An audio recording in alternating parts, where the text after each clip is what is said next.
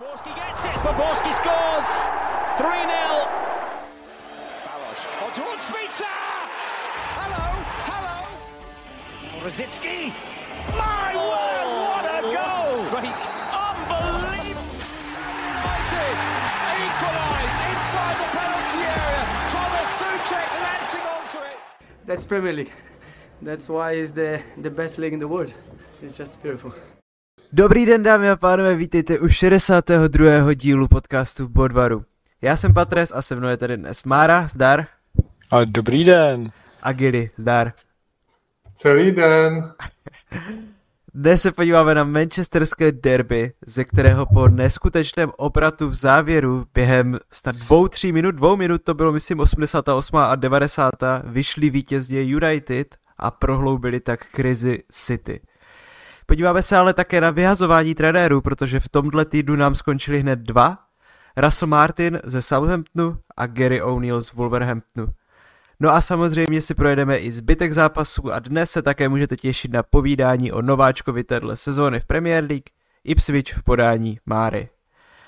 Tak jo, sociální sítě jsou klasika, X je Bodvaru, Instagram je Bodvaru podcast a TikTok bod.varu. Vycházíme každé úterý na Spotify, Apple Podcast a YouTube a pojďme na to.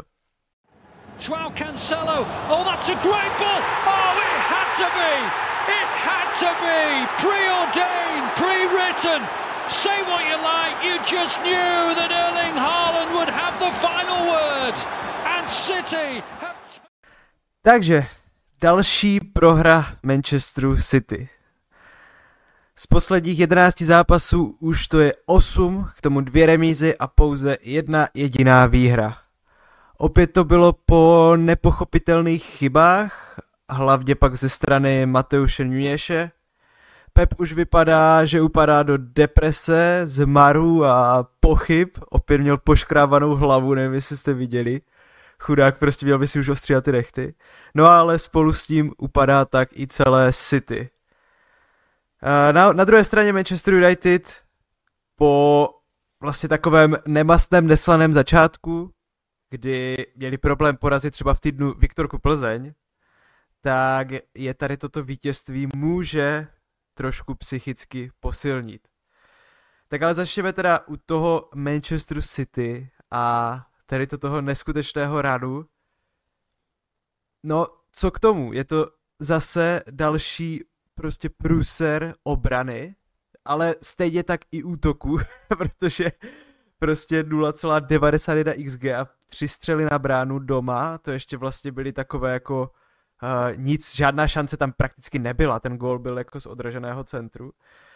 Tak, no jako, jaký je váš komentář tady k tomu, co teďka právě sledujeme, něčemu, co jsem nečekal, že vůbec někdy zažiju?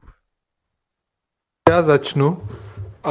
Jo, souhlasím, to je přesně můj první komentář, že jsem nikdy nečekal nic takového, že fakt ten tým, který roky vypadal nejvíc sebevědomě, v podstatě neporazitelně, a i když občas přišel nějaké klopítnutí, tak to trvalo maximálně 2-3 zápasy a to už byla jako krize, když třeba 3 zápasy za sebou nevyhráli. Teďka je to 11 zápasů, ze kterých mají 1 výhru. To je prostě na úrovni Southamptonu s Wolverhamptonem, kteří vyhodili manažery, přesně jak jsme se bavili, ale není to Southampton s Wolverhamptonem, je to Manchester City. A v tuhle chvíli to vypadá, že ani slovutný Pep Guardiola, a.k.a. nejlepší coach 21. století, a zatím si stojím, nedokáže nebo nemá žádný recept, jak se z téhle krize dostat. A není tam vlastně vůbec nic, o co se v tuhle chvíli může opřít. Není tam ani jeden hráč, všechny vlastně největší pilíře, tak jsou buď zraněné, což je Rodri, anebo vůbec nepřinášejí tu standardní kvalitu, kterou vlastně byli schopni přinášet zápas co zápas. A nejenom, teďka se nebavím ani o jako třeba Haalandovi, ale vlastně i o těch extrémně spolehlivých, možná ne tak viditelných hráčích, jako je Bernardo Silva, jako je Gündogan, jako je Gvardiol, tak všichni vlastně hrajou šíleně. A v neposlední řadě Ruben Dias jako stálice obrany, tak dělá chybu za chybou. A teď pak se asi budeme bavit o tom faulu na to Højlunda, který prostě byl velmi zvláštní bránění. No, takže jo, v tuhle chvíli tam není ani jeden opěrný bod a Pepek přesně si jako dřív rozdrápe hlavu, než bude schopný tohle nějak vyřešit. Protože furt je to jako United hrající asi 5. zápas pod Amorimem. 2 hráči zatím startovali všech těch 5 zápasů v poli, to je De Ligt a Bruno Fernandes. Amorim zkouší všechno možné, ale na City v tuhle chvíli stačí, jako vypadá to úplně cokoliv. Já bych jen doplnil, jak jsem mluvil o tom, že Pep Guardiola se nemá o co opřít. Já z těch záběrů u Lajny vlastně a tak i vlastně na tiskovce a všude mám pocit, že i ti hráči se nemají o co opřít, že nevím jak vy, ale já jsem dlouho neviděl manažera tak zničeného, tak jako zdrceného těmi výsledky jako Pep. Jako... Myslím si, že profi manažer by každý se s krizí vypořádává jinak, ale dokážu si představit, že by hráčům pomohlo víc, třeba kdyby Pep prostě zvedl hlavu vzhůru a choval se trošku jinak, než že na tiskovka říká, že to je jeho chyba, byl takový smutný, zamlklý a přijde mi, že ta energie od toho manažera směrem k týmu je teď velmi malá a ten tým nemá z čeho čerpat a myslím, že z toho čerpají i ty chyby, nebo z toho plynou i ty chyby. Takže bych nekoukal samozřejmě jenom na to, že hráči jsou špatní, ale přijde mi, že Pep runs out of energy momentálně. No, je to fakt neuvěřitelné, nebo vlastně úplně přirozené, ale na jednu stranu neuvěřitelné si uvědomit, že ten Pep je tak jenom člověk a že prostě má fakt velmi silné emoce a fakt jako třeba asi neumí prohrávat a prostě i když je asi velmi dobrý motivátor a velmi dobrý psycholog a velmi dobrý taktik a vlastně všechno tady tohle, jinak by nebyl nejlepší trenér na světě několik roků za sebou, tak prostě taky má velmi silné emoce a prostě nezvládá. Prostě v tuhle chvíli nedokáže zvládnout ten tlak, nedokáže jako se nějak vyrovnat s tou situací a přesně nějak ji otočit a v tuhle chvíli jako zabředává jako hlouběji a hlouběji do nějakého sebelitování, do nějakého, no úplně jako beznaděje to až působí, což je fakt jako neuvěřitelné, že i tady všichni ti lidi v těch úplně nejvyšších pozicích jsou fakt vlastně nakonec jenom lidi, jo, vlastně přirozené, ale dobré si to uvědomit. No, to je něco, co mě na tom přijde zajímavé. Ne, ale to musí být jako strašně těžké na tu psychiku, protože kdyby oni prohrávali normálně, ale ty fakt jako utratíš 300 milionů za obranu a pak proti tomu Feyenoordu dostaneš 3 góly prostě v závěrečných 15 minutách. Proti Crystal Palace dostaneš gól hned v nějaké 2., 3. minutě. Teďka prostě proti tomu United, jako když už půjdeme k samotnému tomu zápasu, co tam ten Nunez vymyslel. To je přece úplně strašné. Nejenom to, že pokazí tu přihrávku dozadu, ale i když to vypadá, že už to ten Ederson nějak dobře vyřešil a Diallo nemá ten míč tak úplně pod kontrolou a jakože nebude moc přímo zakončovat, tak do něho naběhne jak lokomotiva a sundá ho prostě ve vápně. Ten druhý gól, vlastně to absolutně jako, já nevím teďka, jak to tam bylo, jestli tam utekl tomu Nuněšovi nebo tak, ale ta absolutní jako nevědomost a ta neorientovanost v tom prostoru toho Guardiola, kterému tam prostě nabíhá hráč a on to jako vůbec neřeší, ono to ani neví v 90. minutě, kdy prostě jasně máš za sebou těch 90 minut, ale prostě to musíš být ten nejvíc soustředěný a snažit se udržet aspoň to, protože kdyby tady to ten zápas vyhráli, tak věřím, že mají na čem stavět, jo, jakože je to hnusná výhra, kde co, ale aspoň je to ta výhra. Takhle je to zas během 2 minut prostě zničený zápas. Ne, já úplně souhlasím a hlavně u toho druhého gólu ten Diallo, on vlastně nabíhal, pak já nevím, kdo mu to teďka nahrával, jestli to byl Ugarte nebo kdo? Licha Martinez. Nebo, Martinez. A on nabíhal, ten Martinez mu to nedal, a ten Gvardiol měl jako 2 vteřiny trochu aspoň uzavřít tu obrovskou dálnici uprostřed obrany, protože ten Diallo čekal, až se ten Martinez jako rozmyslí a teda mu fakt nahraje, čekal na té offsideové hranici. A oba ti stopeři, jak ten Gvardiol, tak ten Diaz, jako neudělali nic a ten Martinez, bylo to jako hodinu dopředu vidět, co ten Martinez udělá, co chce dělat ten Diallo. Ten Diallo už tam naběhnul a oni stejně jako ani trochu nezareagovali. A pak jak vlastně nebyl schopný ten Gvardiol to vykopnout z toho vápna. Ne, jakože to, co bylo, ne z toho vápna, z té čáry už, Branko. Z té čáry, tak z té čáry. To jako bylo... co bylo? No, ale taky na druhou stranu, jako Diallo v tuhle chvíli vypadá jako možná s Brunem Fernandešem jako nejjasnější starter z celého Manchester United, no. To určitě. Já bych tam ještě přidal právě toho Lisandra Martineze, který měl fantastický zápas. Vlastně dost se nemluví o tom, že United byli solidní zezadu. Jo? Ta zadní řada, vlastně defenzivní řada fungovala v tom zápase poměrně hodně dobře.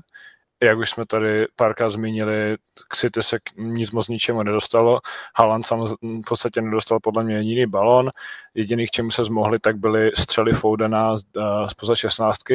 A Licha Martinez v tom zápase zkompletoval 61 přihrávek a jenom jednu vlastně zkompletoval špatně, takže v rámci build-upu myslím, že výborná práce. Ale kde to prostě drhlo, tak samozřejmě ta záloha, no, tam bylo xkrát vidět, že s tím presem City, jakkoliv už je teď ve srabu, tak se pořád neviděli rady a řešili to genialitou Bruna Fernandeše, který jako vždycky skvěle prodloužil nebo zrychlil hru a díky bohu za něho, no. Jinak jim tam další hráči tohoto typu chybí. No to určitě. No ale jako byla to tak velká jako kvalita obrany United, nebo právě naopak se jako můžeme posunout dopředu City a ta jako obrovská, jako ten nezmar v tom útoku, protože přece jako je neskutečné, že Bernardo Silva má ve 30. minutě 4 doteky s míčem a Haaland 2. Jakože to je... Tam není jediná průnikovka, tam není jediný dobrý center, tam není jediné nic, tam vlastně ani ten De Bruyne nemá tolik míčů v tolik tak dobrých pozicích, kde by mohl někoho nacházet. No, že tam... Myslím si, že je to jako obojí, ale že bych fakt nespochybňoval tu obranu United, že i proti tomu vlastně Arsenalu ukázal ten Amorim, že jako defenzivně to má vymyšlené jako dobře a všichni ti hráči v tuhle chvíli, všech těch 5 obránců, kterých teďka nastoupilo, Mazraoui, De Ligt, Maguire, Licha a Dalot, všichni jsou v tuhle chvíli velmi spolehliví. Myslím, že ta spolehlivost je vlastně ta první věc, kterou bych je definoval. Za sebou mají Onanu, který už tak spolehlivý není, jak v posledních zápasech ukázal, ale jo, třeba jasně Martinez, to je podle mě mu ten jako levý střední obránce sedí jak prdel na hrnec, ale hodně bych chtěl vypíchnout i právě třeba toho Mazraouiho za 17 milionů z Bayernu, zahraje levého, pravého středního obránce, pravého wingbacka, vlastně úplně cokoliv, co na hřišti to, tak velmi vždycky spolehlivě defenzivně, ale třeba teďka to nebyl gól, ale byla z toho ta velká šance, jak on vybojoval míč, myslím, na Bernardu Silvovi nebo na kom, na vrchní polovině hřiště a pak podle mě udělal 1-2 hráče a přihrál to Diallovi, který to posunul na Bruna a ten to pak nedal.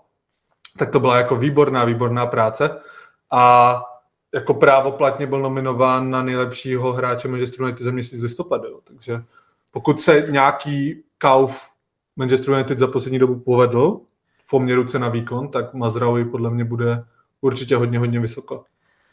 Jo, já bych jenom chtěl říct, že před sezónou jsem ho dal jako přestup sezóny.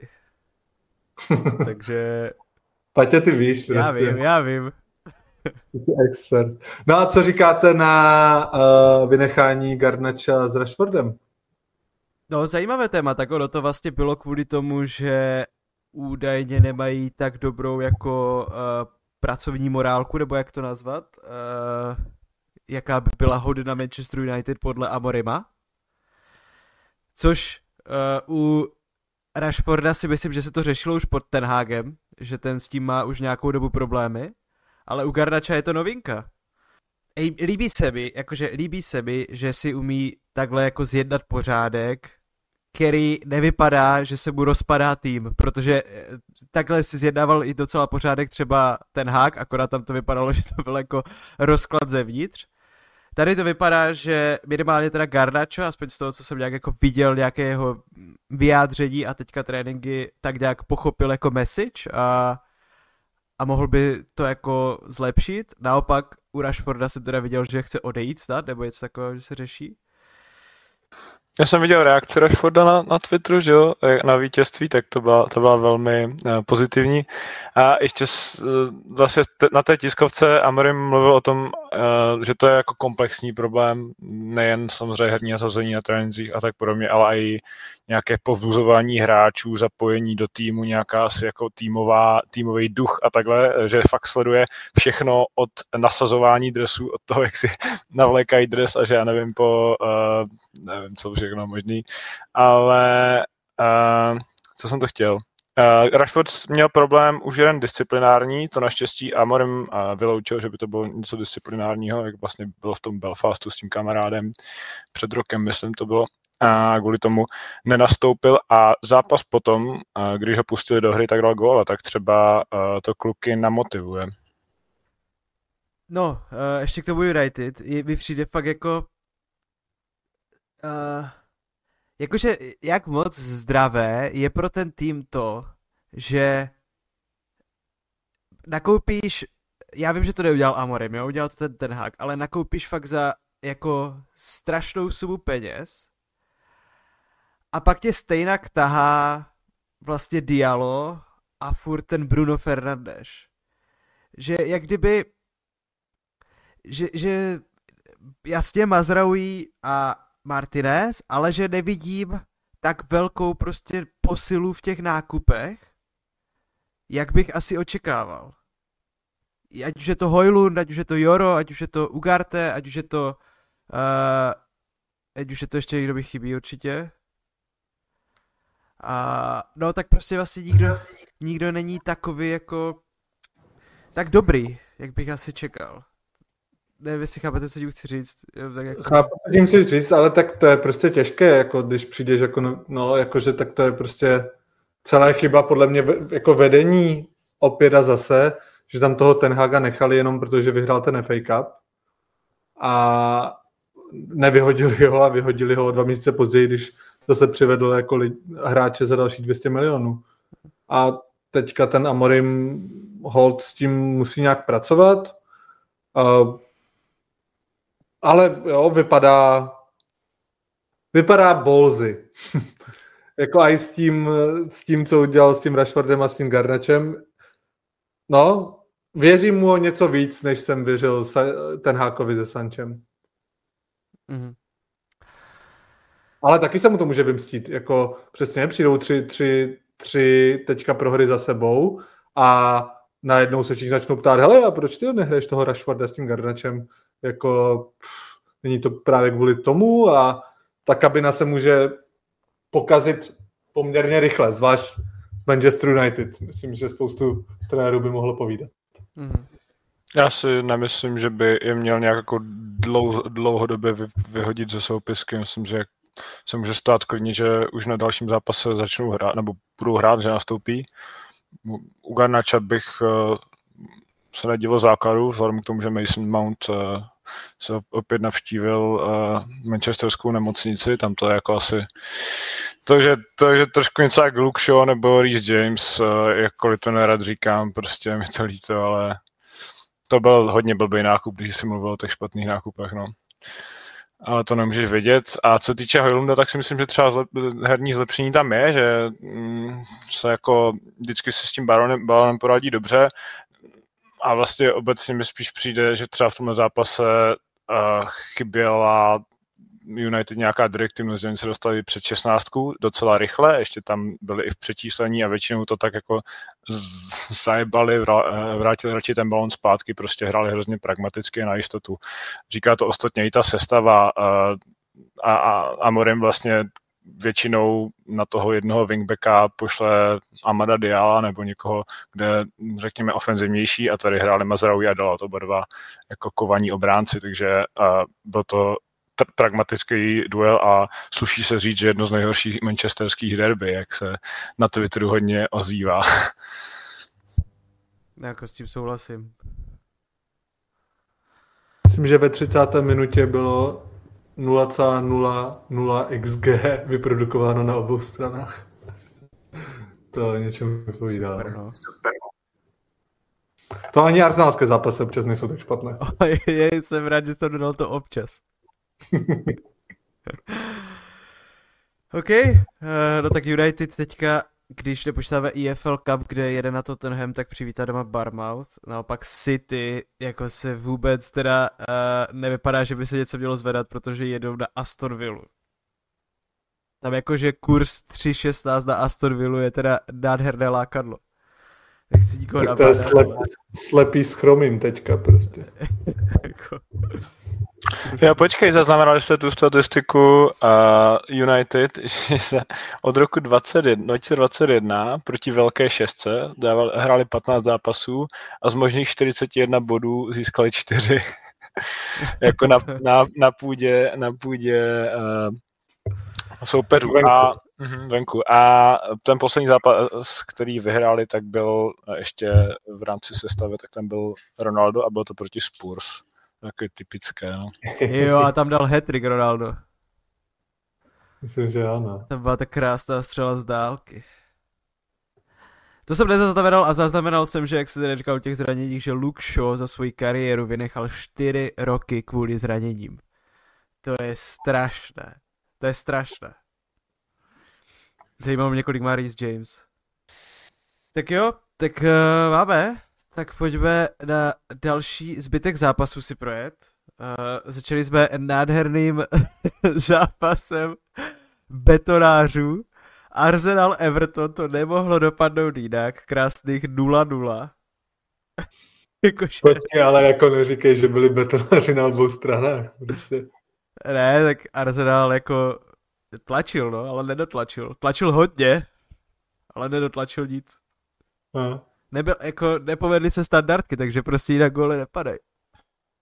No, bylo zajímavé, že Arteta vlastně po zápase zopakoval to, co říkal po vypadnutí v dubnu s Bayernem Mnichov, že v týmu chybí hráč, který dokáže přinést magii v tuhle chvíli a myslel to primárně prý na LCMku, takže se mluví o tom, že pokud Arsenal bude posilovat, tak že to bude na LCMku a že to, že vlastně odešel Smith Rowe a Fabio Vieira, tak v tuhle chvíli jako jediný kreativní záložník zůstal Odegaard a Nwanery, kterému je ale prostě 17. A že se mluví o tom, že by chtěl Arteta posilovat někým kreativnějším na LCMku, než je Mikel Merino. A že možná ta sázka na to mít v sestavě 7 hráčů, kteří mají přes 190 cm, není to řešení na všechny typy zápasů a že by možná bylo dobré mít i typologicky nehráče. Mluví se o Alexi Bayenovi z Villarealu a taky o Florianu Wirtzovi, ale nečekám, že by Florian Wirtz v zimě odcházel, protože to by se musela vysypat jináčí pokladnička. No to je minimálně nějakých prostě 120 milionů, ne? 120. Minimálně, no. Někde jsem zaznamenal, že by vám mohl jako short term záplata posloužit Paul Pogba. Co na to říkáš? Ten by splňoval i tu fyzičnost. Tyba, to není vůbec špatný nápad jako Paul. A počkej, ale tak on ještě furt nemůže hrát, ne? Už teďka se bude vracet na druhou půlku sezóny, ne? A ten Juventus ho jako vyhazuje? To nevím. Ne, tak já jsem jako, něco jsem četl, že přesně jako se mluví o Rashfordovi, kdyby mohl přijít nějakou jako direktivu. Na LCM-ko?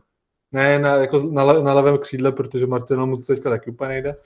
Hele, uvidíme, ale vypadá to, že tohle by mohlo být zajímavější zimní přestupové okno, než to bylo v předcházejících letech, protože jako tak letos to není taková divočina v té Premier League. Letos jako je to reálné, ten titul, kdyby se sbírali body, ale ty se prostě nezbírají. No? Když jako remizuješ s Fulhamem a s Evertonem, tak to se blbě vyhrává titul.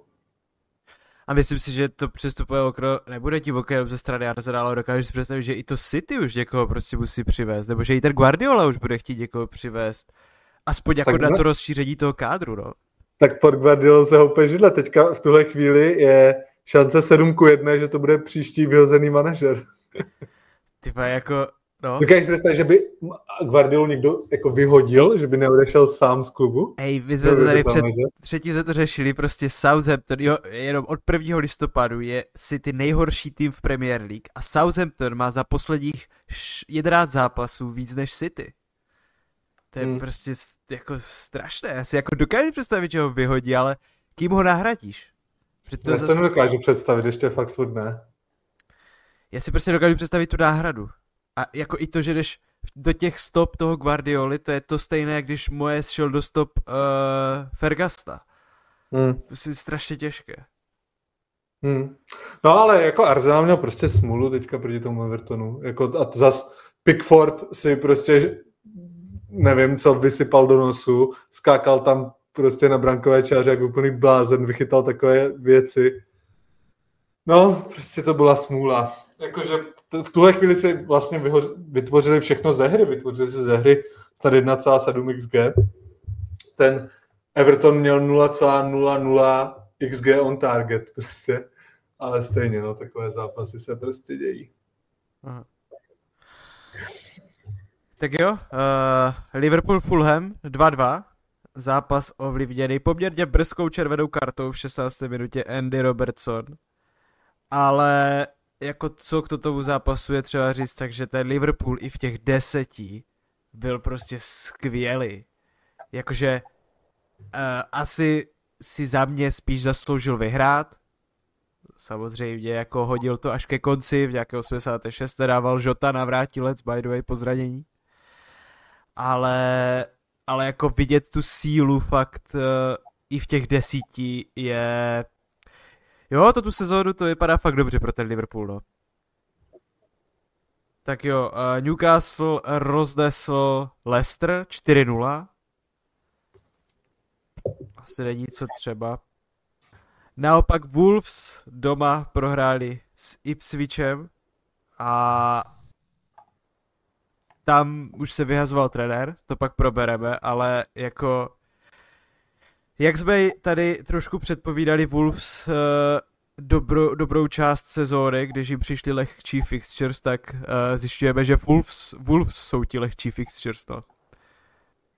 Jenom jak tady to tomu zápasu, je, jakože u těch Wolves, kde já vidím fakt problém, je ten jejich jako mám v pičismus, totální. Jednak Kuňa, který je na jednu stranu skvělý fotbalista a všechno, ale asi je nějaký důvod, proč je furt ve Wolves, i když bude, už je prostě starší, nevím, kolik má teďka roku. Zjistím rychle. 25. A furt ve Wolves, myslím si, že to má nějaký důvod a je to prostě přesně to, že on jakoby neudělá nic navíc a ještě ba naopak, jak se tomu týmu nedaří, tak na to fakt sere. To stejné jako Ait Nuri, který je taky na jednu stranu prostě výborný fotbalista a dokáže opravdu skvěle hrát na tom levém prostě kraji, na tom levém backovi. Ale jako třeba druhý gól, Roh, se totálně vysral na souboj a strašně mockrát tam měl takové to, že já si o něm myslím, že je docela rychlý, ale on kolikrát prostě třeba se vykašlal na sprinterský souboj prostě. Že a je to strašně takové rozbité to Wolves. Strašně, když se na to díváš, tak jak kdyby ty hráče úplně jako sralo, že vůbec musí hrát. Že u toho City to je jako, že to vidí, že oni ani neví, co mají dělat, ale u těch Wolves je jako, že je to úplně vadí jim tam hrát.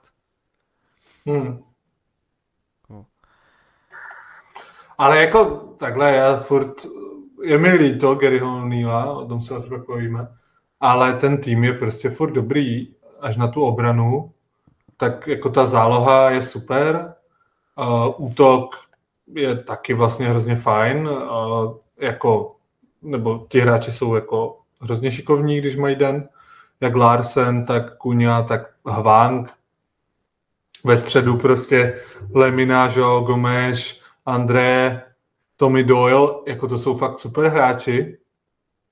Nalevo ten Ain-Nuri. Takže já furt jako nečekám, nebo čekám, že se zvednou s příchodem nového trenéra a že se jako v pohodě zachrání, ale no.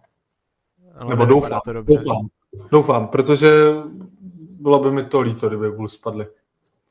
Jo, to určitě. OK, Nottingham, Aston Villa 2-1. Nottingham další výhra, prostě stále se drží, stále ho máme, nebo ne stále, ale máme ho v top 4. Neskutečná sezóna pro ně. Neskutečná. Naopak Aston Villa se jaksi ne a ne stále najít. No a v neděli Brighton doma podlehl Crystal Palace 1-3.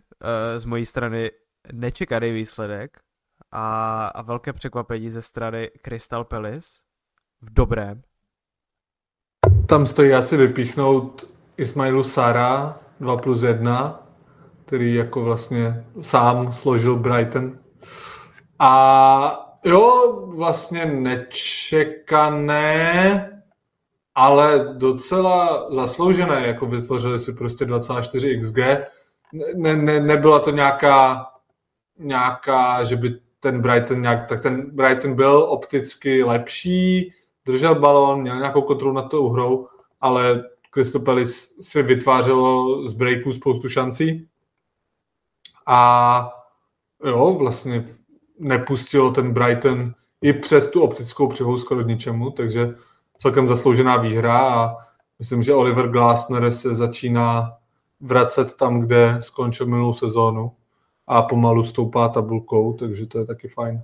Mm-hmm. OK, Chelsea Brentford 2-1, mini londýnské derby, ale velmi pěkný zápas. Chelsea to tady neměla jednoduché, nakonec to teda udrželi tu výhru, vlastně až ke konci Mbeumo upravoval skóre.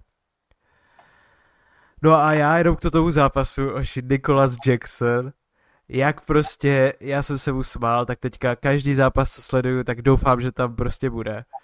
On má na velké tutovky aktuální procento 50%, že byl v několika velkých tutovkách a 50% z nich dal.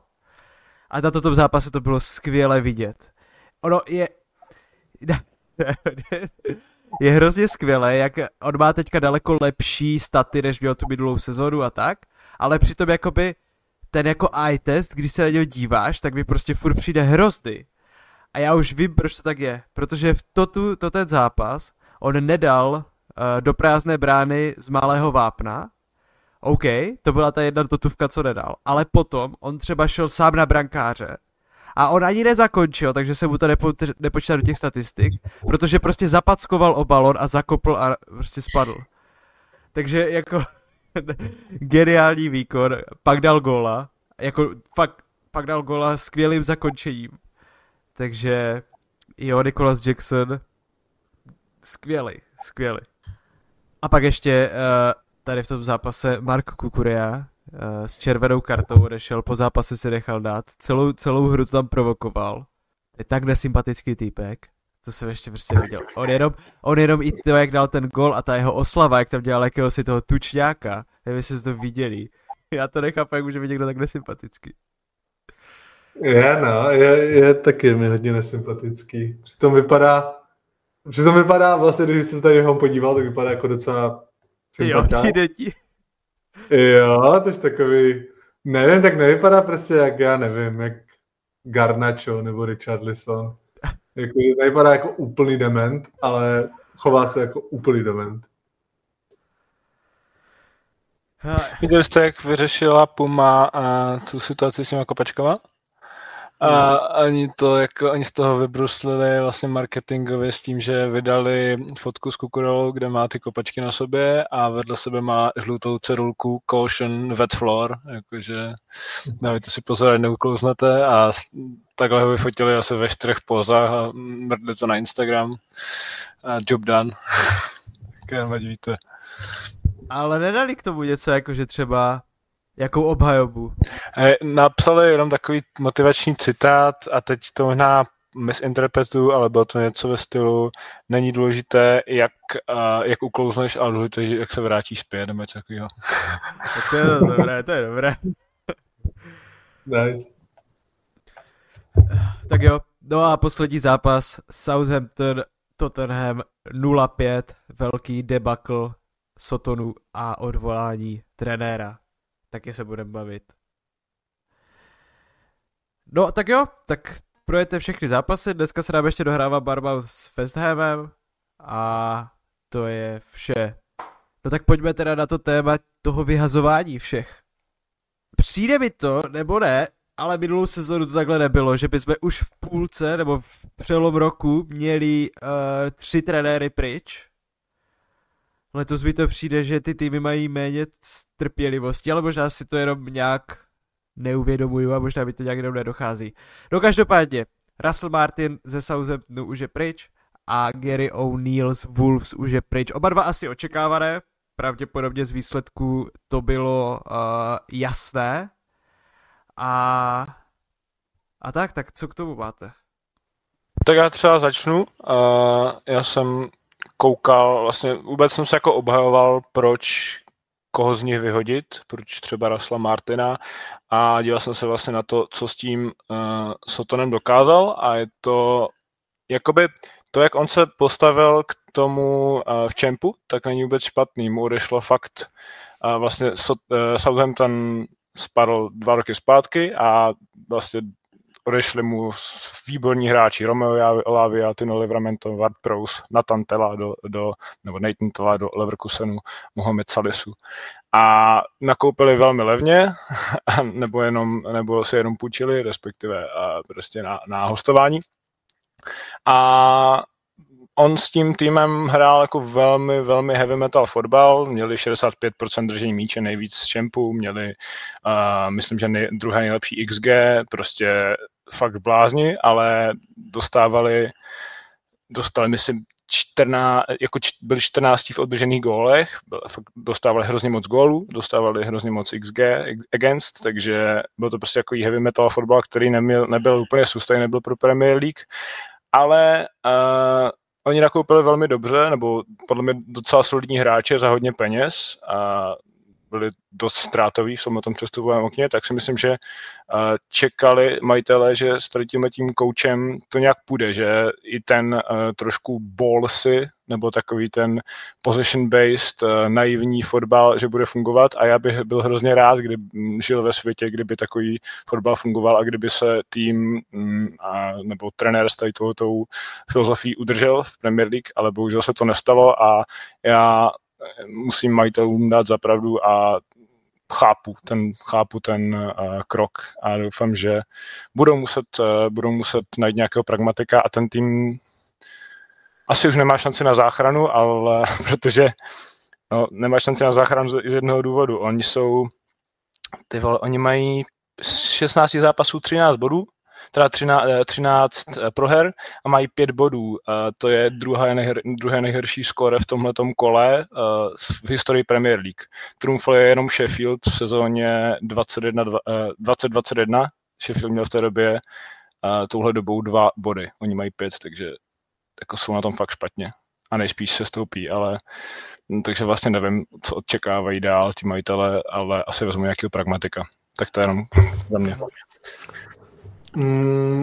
Za mě jsem dneska četl vlastně na Twitteru celkem zajímavý komentář od jednoho z bývalých podcasterů z kontrapressingu od Danyho, který byl vlastně hrozně naštvaný na Martina v tom smyslu, že vlastně obětoval klub, protože si chtěl tvořit brand. Že tak jako Kompany loni, který prostě ne se poučit, celou dobu hrál tak, jak chtěl hrát, tak, jak mu to šlo v tom čempu. A i když vlastně to v té Premier League nefungovalo a možná, kdyby tam zapojil nějaké pragmatické prvky, tak by to Burnley prostě nesestoupilo, ale to by mu možná nevyneslo přesto do Bayernu. Ale mu to vyneslo přesto do Bayernu.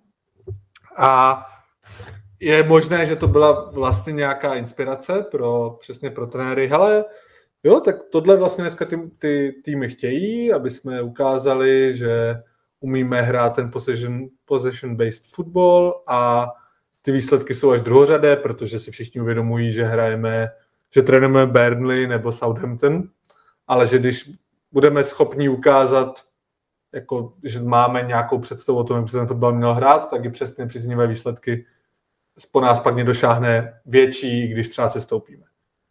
To je podle mě celkem zajímavý názor. Vlastně mi dává smysl a mně ten Martin jako taky přijde. Mně přijde ještě horší než ten Kompany, protože u toho Kompanyho jsem viděl aspoň nějakou snahu něco změnit. Ale ten Russell Martin, jako všech těch 15 nebo 16 zápasů, co otrénoval, tak to bylo pokaždé to samé. Jako minimálně jednou za zápas Southampton ztratil balón u vlastní 16, v polovině případů z toho padl gól, v polovině ne, ale jako vždycky tam bylo. Vždycky prostě tvořilo, při rozehrávce od brankáře bylo v podstatě 6 hráčů buď v 16 nebo velmi, velmi blízké, ve velmi velké blízkosti 16. A snažili se to tam nějak prokombinovat, ale technicky na to prostě nestačili na úroveň Premier League, tak jak na to stačili v tom čempu, i proto, že vlastně soupeřův pressing v Premier League je 100krát lepší než v tom čempu a ztráceli jeden balon za druhým. A Russell Martin na to jako vůbec nereagoval. Nebylo tam nikdy, hej, tak jo, nejde to, takhle to prostě nejde, budeme prohrávat furt dokola, ne, pojďme hrát trošku víc pragmaticky. A hrál to pořád dokola a ten Southampton furt prohrával. A přesně teďka oni, jak Marek podotkl, oni už v podstatě nemají šanci se zachránit. To by se musel stát zázrak, aby teďka z těch 5 bodů s týmem, který jako je psychicky tak na podobné úrovni, jak Manchester City v tuhle chvíli, vypadají, že jako všude, kam dojedou, tak dostanou Világoš, tak to by musel ten trenér být jako velký motivátor, aby to nějak otočil. A je to vlastně do velké míry zásluha Russella Martina. Jednak protože nebyl schopný způsobovat taktiku, druhak proto, že nebyl schopný jako nehrát svoje oblíbené hráče, kteří ale nepodávali ty výkony, které měli podávat. Jack Stevens, kapitán týmu, dostal za tenhle sezonu 2 červené, 2 úplně nejvíc stupidní červené. Jednu za toho Kukureju, druhou za, to myslím Seymour, teďka už nevím koho, ale někoho fakt škaredě. To si pamatuju.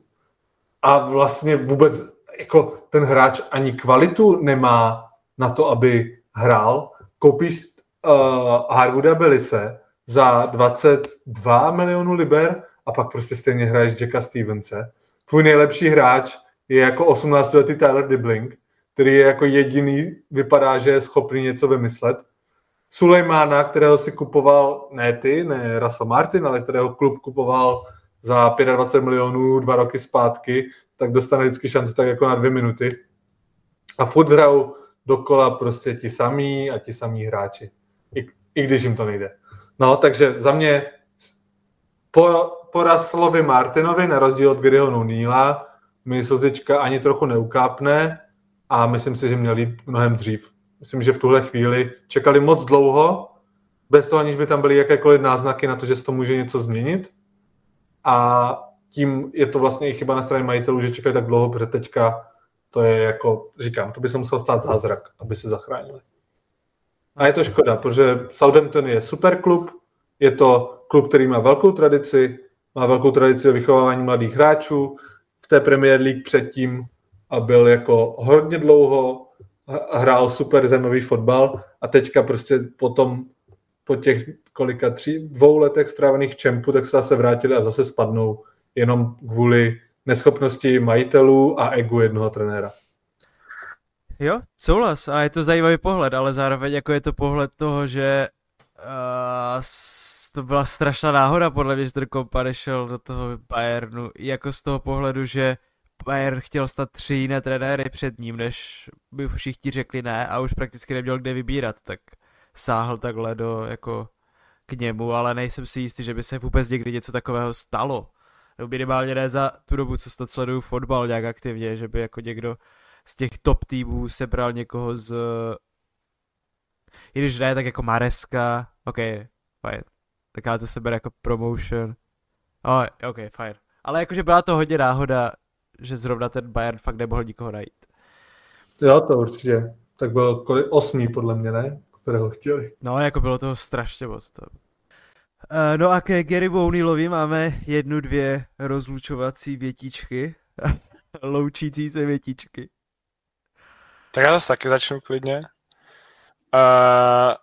Gary O'Neill vlastně přišel z Bournemouthu, předtím tam byl jako asistent manažer a potom 1 rok jako manažer a vydržel s nima, nevím jak s nima vlastně dopad, ale první sezónu, když přišel do Wolves, tak skončil na 14. místě z 20 body na setupové příčky, takže jako měl dobrý polštář, ale přeci víme, jak vypadaly ty týmy minulý rok.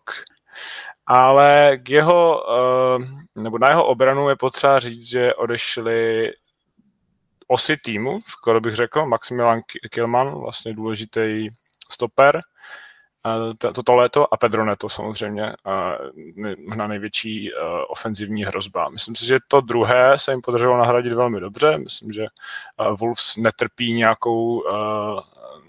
nějakým slabým útokem, ale kde trpí obrovsky, tak je obrana a nejvíce úplně rohy, nebo set pieces obecně, standardky, mají 15 obdržených gólů ze standardek, o 7 víc než druhý tým v Premier League, jako obrovský číslo a jde vidět, že tam není asi osobnost, která by si to zorganizovala. Obecně mají hrozně moc obdržených gólů a Gary O'Neill se s tím asi nepoposoval dobře a zároveň já třeba chápu i ten pohled, že byl vyhozen, protože je to člověk, který nemá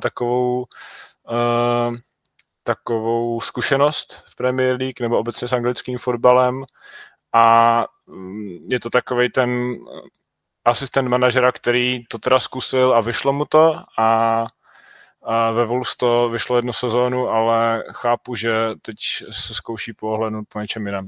Takže to je můj pohled na něho. Mm-hmm. Jo, mně bude Garyho O'Neilla hrozně líto, protože byl to hrozný sympatiák, ti Wolves hráli loni jako hodně zábavný fotbal a i když vlastně nikdy neměl úplně dobrý backing od toho vedení, jak loni, tak letos, tak ten tým jako letos už to bylo horší samozřejmě, ale loni dokázal podle mě fakt zázraky, přesně jako 20 bodů na sestup, i když ty týmy, které sestupovaly, byly takové, jaké byly, tak byl podle mě fakt jako dobrý výkon. A já doufám, nebo nejenom, že doufám, ale čekám, že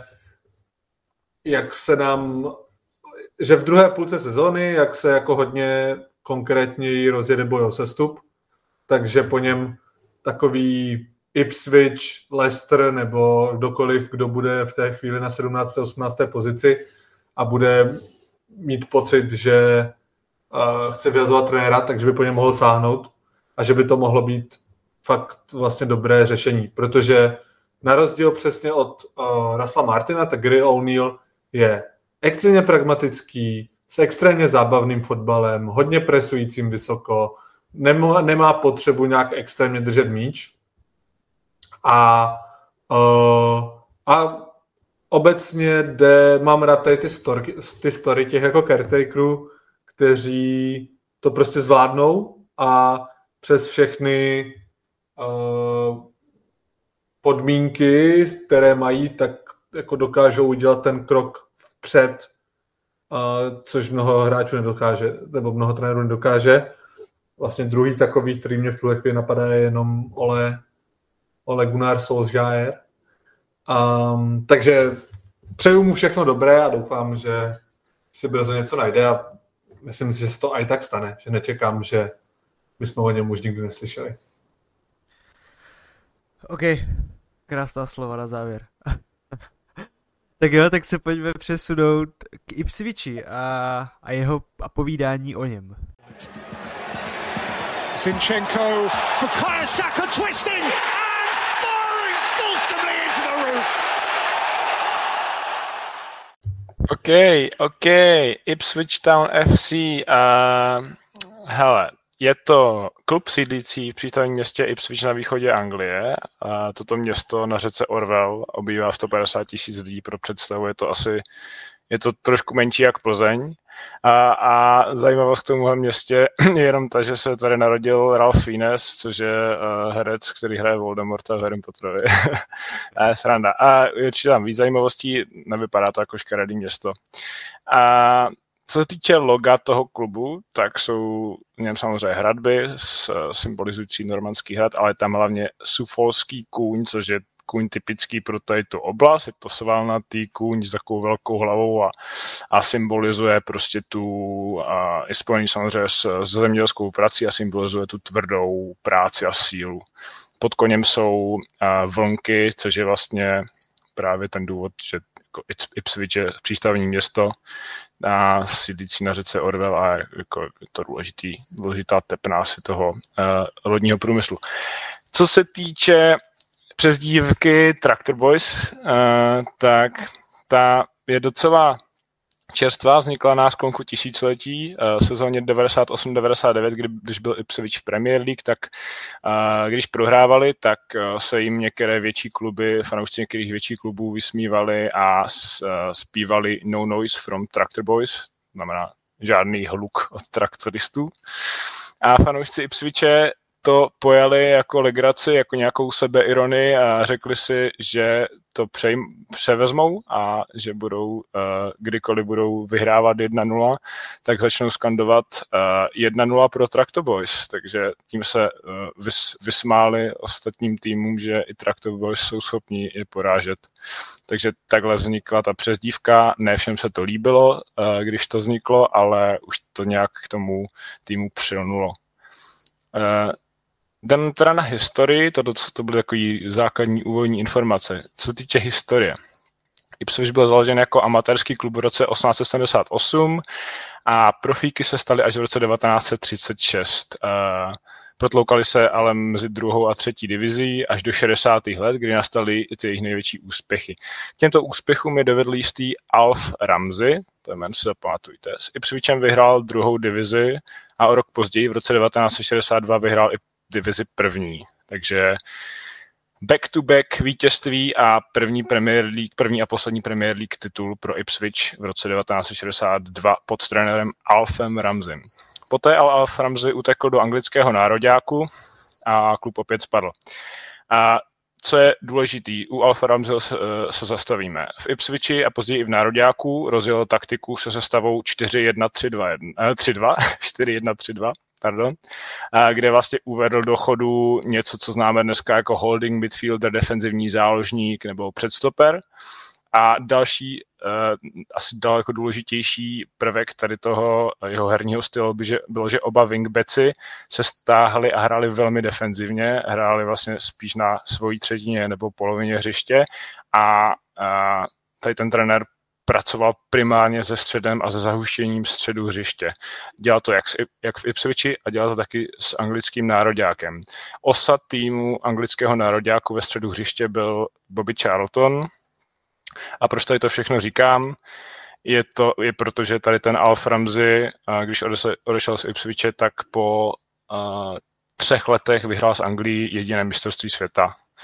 A to navíc domácí. Anglie porazila Německo 4-2, královna Alžběta předala pohár a všichni byli šťastní. Tento tým se díky své taktice zapsal do dějin fotbalu jako The Wingless Wonders, to znamená zázraky bez křídel. To je narážka samozřejmě na tu taktiku. A ještě se do historie v rámci tohoto zápasu zapsal jeden týpeček, jmenoval se Jeff Hurst a byl to útočník a dal hat-trick v tom zápase. Jako jediný ze 2 hráčů, kteří dali hat-trick v finále mistrovství světa. Víte, kdo je ten druhý hráč? Z nedávné historie.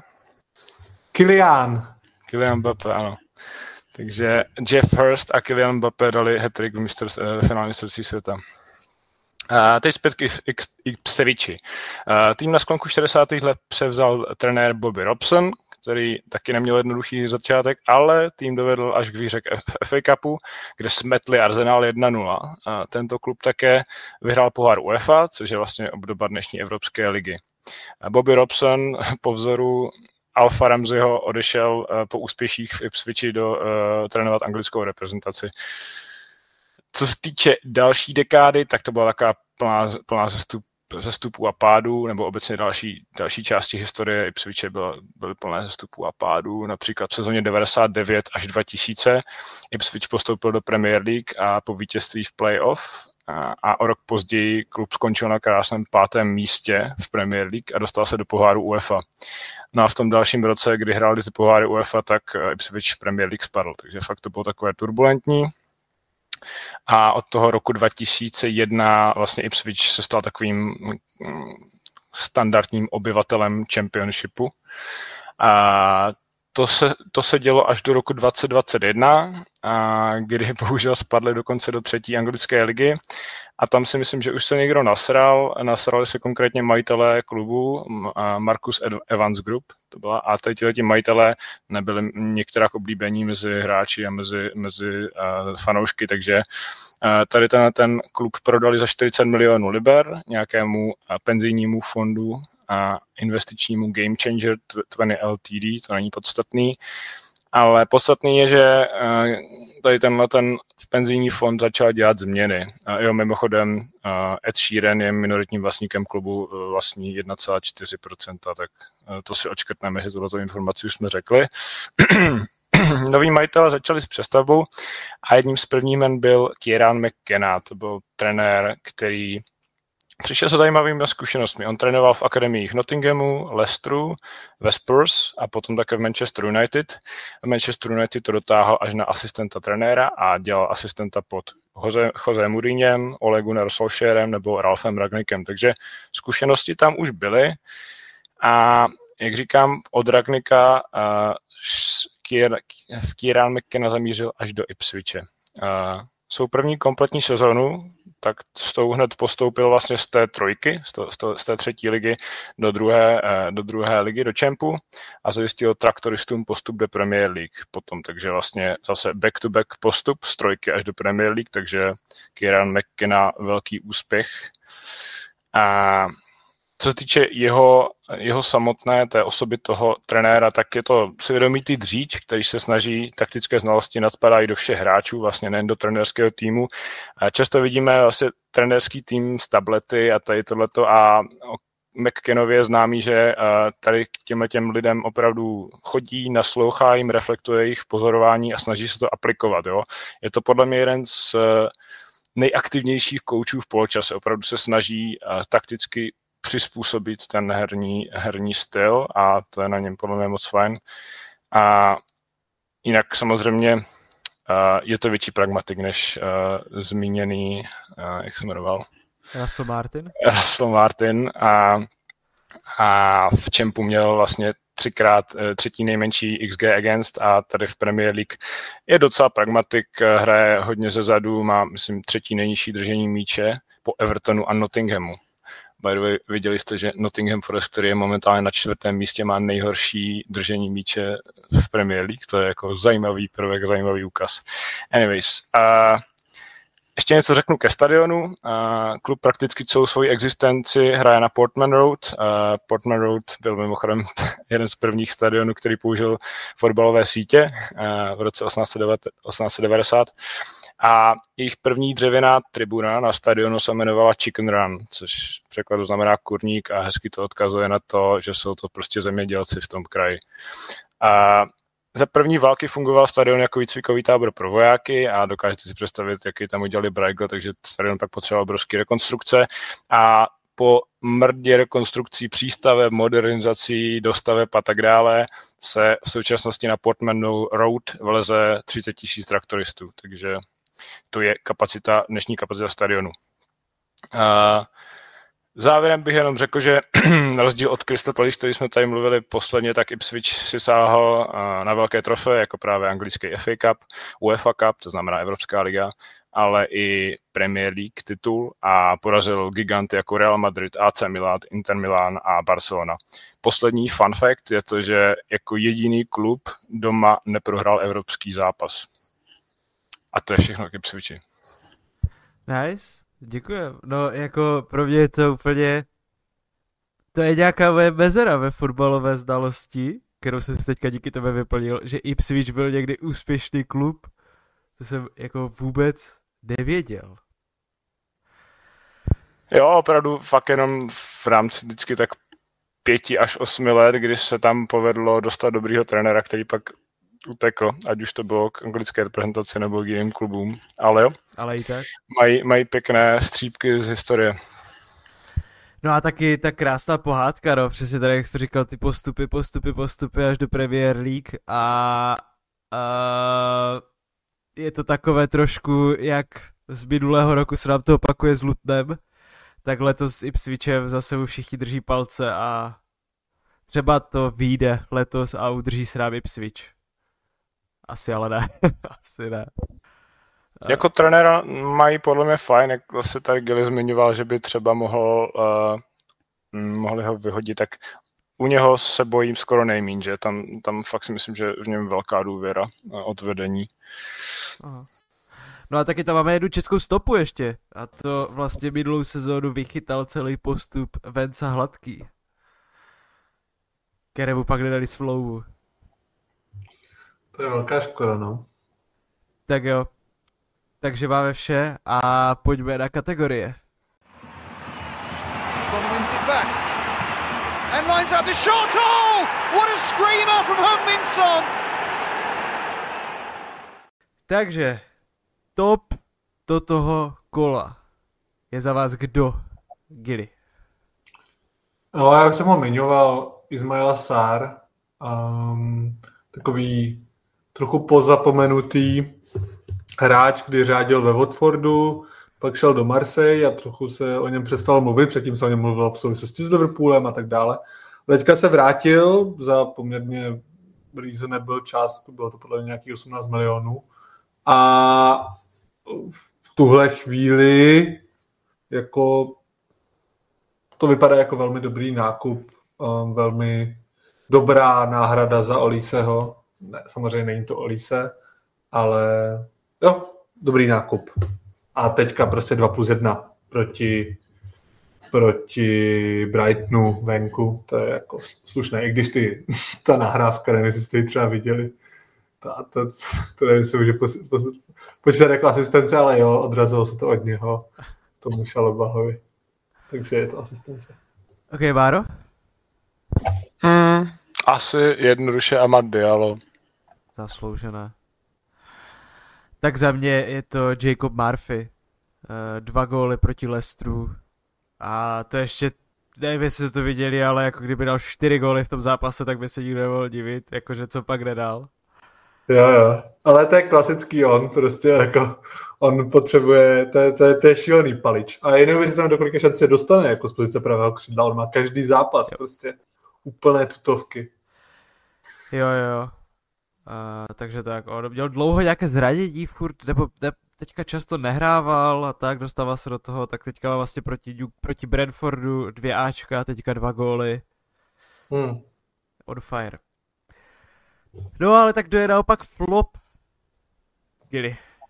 Tak já začnu a nemůže to být nikdo jiný než Kyle Walker, protože Teď to ani neudělal nic. Tentokrát ani ne proto, jak hráli, když to byla teda tragédie, ale to, co předvedl s tím Højlundem. A jo. Tak to bylo jako... To bylo trapné. To bylo tak trapné, ještě v té éře toho VARu, kdy jako... jako co to mělo být, to fakt jako doufal, že tomu Hojlundovi dá ten sudík červenou, to bylo fakt bizarní. Já hlavně... A 20letý kluk, tak přijde, tobě, já nevím, 33 a tak si dáte jako čelo na čelo. 3 vteřiny se tam jako přetlačujete, ty pak prostě spadneš a děláš tam jako dostal jsem hlavičku. A hlavně prostě nebyl jako Walker vždycky brali za takového toho tough guy, jakože takový ten prostě tvrdák, co chodí... Přesně tak, já se přidávám ke Gillimu se svým flopem a přesně tak, jak říkáš, Paťo, je to tvrdák ze severu Anglie, z Sheffieldu, rodák, prostě ještě na Etihadu, jako tam mu to patří, prostě Premier League mu jako x let patřila a tam se zachoval jak totální dement a ještě do toho se mi líbil post od Hojlunda na Twitteru, nevím, jestli se zaznamenali. Jo. Manchester is red, violets are blue, what a brilliant performance, but Oscar goes to Kyle Walker. Takže to jsem hodně scenil od Rasmuse, dobrá práce. A Rasmus se s tím nějak vyloženě rozděl, protože i po Plzni měl nějaký jako strašně vtipný caption, co tam psal. Už se nepamatuju, ale ten... No tak můj flop, abych nebyl jen v Manchesteru City, když tam se to prostě zaslouží všichni, tak dostane ten Kuňa, jako z toho Wolves. Protože já nevím, jestli se na to teďka tak fixoval ten zápas, ale mě úplně zklamalo, co tam předváděl. Takže tak. No a bod VARu. Tak já si tady teda dovolím začnout s bodem VARu. A můj bod VARu je... Toto kolo jsem to viděl 2krát, ale děje se to poslední dobou často. A jsou to UFC normálně zápasy, jak kdyby trénovali takedowny na tréninku hráči při rohových kopech hlavně, ale i při různých standardkách. Toto kolo to byl Hojlund proti Haalandovi, vyloženě jako totální grappling mu tam hodil. A pak někdo z Brentfordu proti Kukurejovi, teď nevím, kdo to byl. Jo, je to, strašně mi teďka to připadá, že to tak jako se to pouští a dovoluje a vlastně rozhodčí místo toho, aby pískl faul, tak vlastně přeruší hru a začne domlouvat těm hráčům. A jsou to jako fakt situace, kdy, když je situace, že se dva hráči přetlačujou až duchají do sebe nějakým způsobem, tak jsem s tím OK. Ale když je ta situace fakt už taková, jako to třeba teďka udělal ten Hojlund, že tě vůbec nezajímá, co se děje, jako jestli se vůbec kope roh nebo nekope, zajímá tě jenom ten hráč a prostě držíš ho jako v obejmutí a silou proti němu tlačíš, jak kdyby ses přetlačoval prostě v americkém fotbalu, když tam dělají ten začátek, tak je to prostě faul a je to penalta a nechápu, proč se to nepíská. A děje se to fakt v každém kole, v každém zápase několikrát. A jako jsou v tom ty úrovně, přesně jak říkám, když je to lehké, v pohodě, ale když je to toto, tak vůbec. Jediné, co jsem schopný přijmout tady v toto, je, nevím, jestli jste zaznamenali, ale myslím, je to zápas minulého kola Arsenal Fulham, kdy Adama Traoré si jednou rukou podržel Salibu, jakože podržel si ho, ale jednou rukou. Divím se, že ho prostě ještě nezvedl a nedal si s tím na biceps prostě 3-4 jakoby zvednutí. To bylo jediné, kdyby to nevadilo. Ale toto je můj bod VARu. Celkově. Já s tebou souhlasím, ale... nebo do nějaké míry. Souhlasím s tímhle zákrokem, za mě to měla být penalta. A já chápu, že ty souboje u těch rohů, a možná to teďka nejsem úplně objektivní, protože Arsenal tady z těch jako tvrdých soubojů profituje, že se ti hráči přetlačují a třeba trochu narazí i do toho brankáře a tak. Všechny ty góly Arsenalu z rohu jsou trochu kontroverzní, nebo velká spousta těch gólů. Ale tady mi to přišlo jiné, proto jednak, že to nebylo ze statické hry, že to bylo jako dynamická fáze hry. A druhá věc je, že ten Diaz toho Hojlunda prostě podkopl. On jak kdyby nejenom, že se s ním jako přetahoval, ale ho podkopl. A to je za mě ten rozdíl. Nebo mu tam tak jako strčil nohu a on o ní tak jako zakopl, ale to je podle mě ten rozdíl. No. Takže za mě to taky je tohle. Tohle je ta situace. Aha. A asi pro fanoušky Liverpoolu, kteří nás poslouchají, tak penalta, teda červená karta pro Andyho Robertsona je asi taky trochu diskutabilní, není úplně 100%, ale potom, jaké jsme viděli červené karty v téhle sezóně za jako last man tackle, respektive přerušení čisté gólové příležitosti, tak ten Harry Wilson by fakt šel sám. Byl 5 metrů za 16 a za mě v tuhle chvíli ta penalta byla jakkoliv, teda červená, jakkoliv nepříjemná, protože byla velmi brzo, tak správně nařízená. Ale o to větší čest Liverpoolu, jak to zvládl, protože přesně jak říkal Paťa, hrál vlastně fakt super i v těch 10. Ne jako jiný kandidát na titul a jeho hra v 10. Jo, já právě mám si za sebe bodvaru toho Andyho, protože ten Harry Wilson si ten míč předkopl před tím zákrokem a ten zákrok následoval bezprostředně po něm a předkopl ho vlastně doleva, že ten míč směřoval na spoluhráče, nebo myslím, že možná tam byl dokonce Van Dijk, takže to bylo takové sporné, jako nebylo to vyloženě direkt na bránu. A v tom to bylo trošku pro mě sporné, ale jsem OK s červenou, jenom jsem tady chtěl zmínit něco jiného než situace z manchesterského derby. A ještě k tomu, jak Liverpool hrál dobře, ale první 20 minut jim tam Harry Wilson pěkně utíkal, jako Fulham pracoval velmi dobře s breakovými situaci v úvodní části zápasu. Myslím, že je trošku uchlácholila ta červená, takže kredit patří i Fulhamu. OK, tak ankety máme, no a pojďme do poslední části a to je Gillyho okénko. Je to tvoje. Tak jo, tak se vracíme zpátky k mému okénku a zpátky k probíranému tématu, kterými jsou formace. Předminulé jsme probírali jednu velmi, velmi důležitou formaci, což je 4-4-2.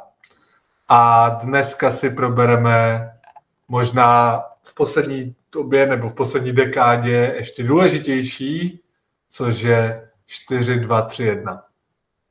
4-2-3-1 není nic nového, dneska už to vlastně ani není tak populární, ale mezi roky 2010-2020 to byla jako by far nejpopulárnější formace. Každý velký klub, ale i každý jako mládežnický tým, a to si myslím, že nám potvrdí i posluchači, kteří hráli fotbal, a na těch vesnicích a menších fotbalech je 4-2-3-1, bych si troufnul říct, stále vlastně nejpopulárnější rozestavení. A proč to tak je? V první řadě proto, že to poskytuje jednu obrovskou výhodu, a to je oproti klasickému nebo nejklasičtějšímu rozestavení 4-4-2, které bylo tím nejpopulárnějším rozestavením v 90. a na začátku nového tisíciletí, tak poskytuje tu výhodu, a to jsou 3 střední záložníci. Čili převaha 3-2 ve středu pole, v nejdůležitějším místě na hřišti, která vám umožní nebo dává vám větší šanci ke kontrole hry. A jediná vlastně změna je, že z těch 2 útočníků v rozestavení 4-4-2 jednoho stáhnete níž a vytvoříte takzvanou desítku, velmi důležitou a velmi taky důležitý pojem v moderním fotbale. Takže, když se podíváme na 4-2-3-1, máme teda klasické 4 obránce, přičemž ale ty 4, nebo podívejme se na jeden konkrétní tým, za mě největší symbol 4-2-3-1, nebo jeden z podívejme se na jeden tým, což je Tottenham pod Pochettinem, na kterém se dá dobře vidět, jak ideálně to 4-2-3-1 může fungovat. Takže brankář tam nic nového, v té době, kdy bylo 4-2-3-1 nejpopulárnější, tak brankáři ještě byli trochu jiní, než jsou dneska. Nebyli to takový ti slípři, ale byli to, spíš se soustředili primárně na to chytání, protože výstavbu zajišťovali 2 stopeři společně s 2 defenzivníma záložníkama. V Tottenhamu to byli teda Vertonghen a Alderweireld a před nima operovali Eric Dyer a Moussa Dembélé. Takže fakt velmi, velmi stabilní střed pole. A krajní obránci byli v podstatě wingbacki.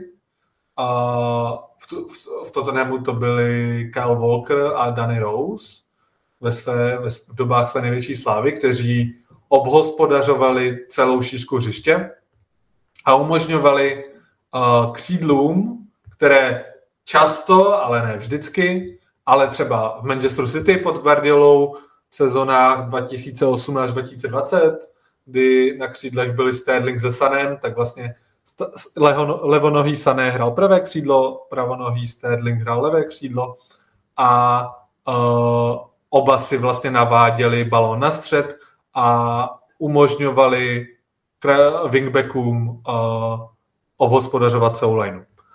Zpátky k tomu Tottenhamu, tak tam to nebyl, tam byl sice pravonohý Heung-min napravo, ale pravonohý Dele Alli nalevo, ale kteří taky se stahovali do meziprostoru, do levého a pravého meziprostoru a vlastně snažili se penetrovat oba Son primárně při brejcích, Dele Alli i v kontrolované fázi hry se snažili jako náběhy penetrovat tu defenzivní linii soupeře a mezi nimi operoval jako geniální desítka v té době Christian Eriksen, který rozdával jeden pas za druhým, jak na Sona, tak na Aliho, přičemž Harry Kane, který se ještě stahoval níže, aby vytvářel ty prostory právě pro tady ty dva, aby mohli nabíhat za obranu. Takže Tottenham pod Pochetinem podle mě možná společně třeba právě s Guardiolovým City v sezóně 18-19, 19-20 nebo s Flickovým Bayernem v sezóně 19-20, kdy vyhrál Ligu mistrů, tak jsou možná nejhezčí příklady, nebo nejhezčí moderní příklady 4-2-3-1. Ale pak taky stojí za to vyzdvihnout třeba Real za Mourinha s Xabi Alonsem a Mesutem Özilem a tím triem Benzema, Ronaldo, Bale. To byla taky velká paráda. A tak. Když se teda přesuneme výše ve hřišti, tak kromě máme dva stopery, kteří společně s 2 defenzivními záložníky tvoří v podstatě jako čtveřici, která velmi dobře kontroluje středek v obrané, tak v útočné fázi. Máme 2 wingbacky, kteří obhospodařují lineu. Máme tu klasickou desítku, která se může, v závislosti, jestli je to ta úplně klasická desítka, nebo je to spíš nějaký second striker, jako třeba Thomas Müller v Bayernu pod Flickem. A může se různě točit s tím hroťákem a pak máme většinou teda dvě křídla hrající nebo stahující se do středu. Jo, takže takhle to rozestavení vypadá super, ale samozřejmě má určitě nevýhody. Jedna z těch nevýhod je ta, že v momentě, kdy oba ti wingbacki je na nich jako obrovská tíže práce a ten tým je zranitelný při brejcích po stranách primárně, protože ti 2 defenzivní záložníci primárně se snaží o kontrolu středu hřiště a v momentě, kdy se křídla taky stahují do středu a wingbacki se vysou nahoru, tak z breaků tady ty týmy hodně trpí. A to je právě ten důvod, proč Guardiola přešel tady od toho systému a místo klasických wingbacků přešel začal stavět vlastně stopery na pozici krajních obránců, aby zajistil jako větší defenzivní stabilitu těm svým týmům, protože právě Manchester City v dřívějších dobách velmi, velmi, velmi trpěl na breaky.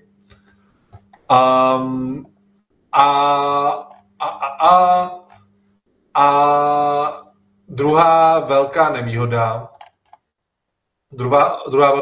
je samozřejmě ten osamocený útočník. Oproti tomu 4-4-2, tak ten hráč tom občas může zůstat jako zcela odříznutý, bez dostatečné podpory níže ze hřiště a může vlastně být utopený, tak jak jsme to viděli, i když je to vlastně úplně geniální hráč, viděli jsme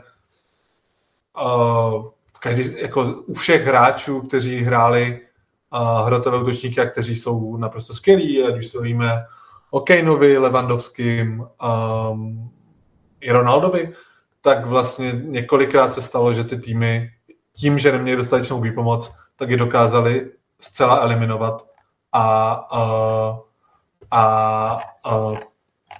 tím vlastně velmi vzali vítr z plachet celému tomu rozestavení. A asi třetí velká nevýhoda nebo důležité kritérium celého toho rozestavení je ta velmi, velmi důležitá pozice té desítky. A to je třeba něco, co podle mě vždycky tahle pozice od té doby, co odešel nebo co ukončil kariéru Tomáš Rosický, tak je něco, co chybělo české reprezentaci. Nějaký jako kvalitní, šikovný ofenzivní záložník, který je schopný operovat v meziprostorech. To je něco, co česká repre dlouho neměla a vlastně, když se podíváme na všechny poslední trenéry, tak na tu desítku vlastně nikdo z těch trenérů nehrál, protože v tuhle chvíli na to nemáme žádného hráče.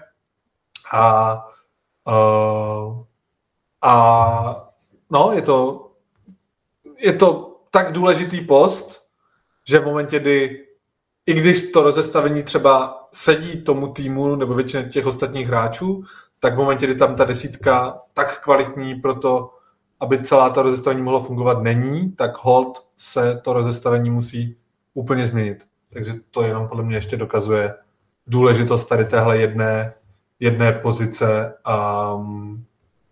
na hřišti. Protože